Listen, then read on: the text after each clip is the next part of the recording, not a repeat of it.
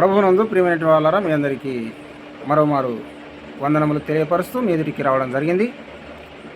మరి ఈ సమయమందు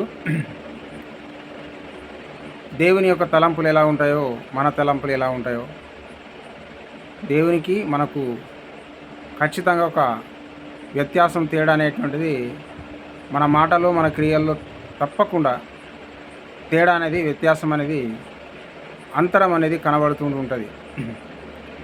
యెషయా గ్రంథము 55వ అధ్యాయం 8వ వచనం ఏం చెప్తుందనంటే, అక్కడ దేవుడు అంటున్నాడు, నా తలంపులు మీ తలంపుల వంటివి కావు, నా త్రోవలు మీ త్రోవల వంటివి కావు అని చెప్పి ఇదే యెహోవా వాక్కు అని అంటున్నాడు. కాబట్టి ప్రియమైన వాళ్ళారా, మనము అపోస్తల కార్యములు 3వ అధ్యాయములో ఒక సంఘటన జరిగింది. అపోస్తలుడైనటువంటి పేతురు తాను ఒక కుంటి భిక్షకుణ్ణి స్వస్థపరిచిన సంఘటన మనం చూస్తాం. కుంటి భిక్షకుడు పేతురు యోహాన్లు శృంగారం అనేటువంటి దేవాలయం లోనికి వెళుతున్న సందర్భంలో ఆ ద్వారం యొద్ద ఒక భిక్షకుడు వారి యొద్ద ఏమైనా పొందుకుంటానని చెప్పి వారి వైపు చూసి ఆశతో తనకు ఏదైనా భిక్షం పెడతారేమో అని చెప్పి ఆశపడ్డాడు. కానీ పేతురు ఏమంటున్నాడంటే, వెండి బంగారములు నా యొద్ద లేవు, కానీ నేను కలిగి ఉన్నదే నీకు ఇస్తున్నాను. ప్రభు అయిన యేసుక్రీస్తు నామమున మరి నీవు నడుము అని చెప్పి అతన్ని స్వస్థపరచడానికి ఇష్టపడ్డాడు.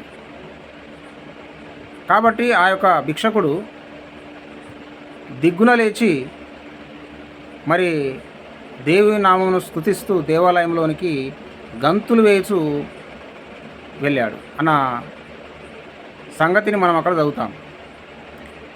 ఇంకా రెండవది ఏంటిదనంటే, మార్కు స్వార్త 10వ అధ్యాయంలో అక్కడ ఉంటుంది, చివరి వచనాలు 47వ వచనం నుంచి కిందికి ఉంటుంది. ఆ కింది భాగంలో ఉన్నటువంటి విషయం ఏంటిదనంటే, ఒక భిక్షకుడు, అతడు కూడా గుడ్డివాడే. గుడ్డివాడు సమాజంలో ఏమాత్రం ఉపయోగకరమైనటువంటి వ్యక్తి కాదు. అతన్ని లోకులందరూ కూడా లోకుగా చూస్తారు, గౌరవంగా చూడరు, ఏ పని అప్పగించరు. తను స్వతహాగా బతకలేడు, ఇతరులపైన ఆధారపడి బతకడు. అంతేకాకుండా తాను ఎంతో కష్టాన్ని అనుభవిస్తాడు వెళ్ళటానికి, రావడానికి. లోకాన్నే, ప్రపంచాన్నే, తన వారినే, తన ముఖమునే, దేవుని యొక్క సృష్టి ఎలా ఉన్నదో చూడలేనటువంటి దుస్థితిలో తానున్నాడు. అయితే సర్వేంద్రియానం నయనం ప్రధానమని ఒక సామెత ఉన్నట్టు, మనకున్నటువంటి సకల అవయవాలకెల్లా, ఇంద్రియాలకెల్లా మన చూపు అనేటువంటిది చాలా ప్రాముఖ్యమైనది. చూపే కోల్పోయిన వాడు లోకముని కోల్పోయినట్టు, లోకమంతా మునిగినట్టు. అట్లాంటి దుస్థితిలో ఉన్నటువంటి ఆ యొక్క గుడ్డి భిక్షకునికి మరి ప్రభువైన యేసుక్రీస్తు దృష్టిని ప్రసాదించి అతనికి ఏమాత్రం జీవనోపాధి లేనటువంటి తాను మంచి దృష్టి కలిగి తాను నిత్యము పనిచేసుకొని తన ఉపాధిని పొందుకునే విధంగా పూర్తిగా తన యొక్క జీవనాన్ని మార్చేసాడు.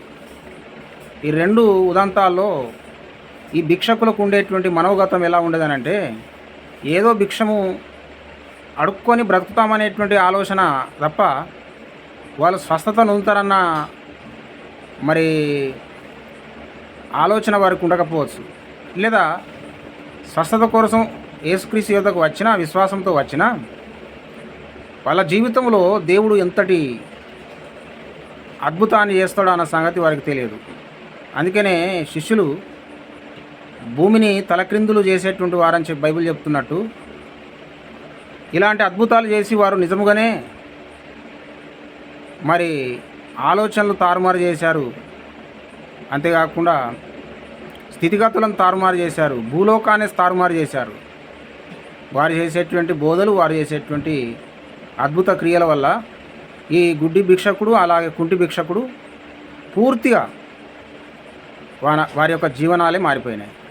అలాగే మన దేవుడు కూడా మనము ఎలా తలస్తామో మన తలంపుల వంటి దేవుని తలంపులు కావు.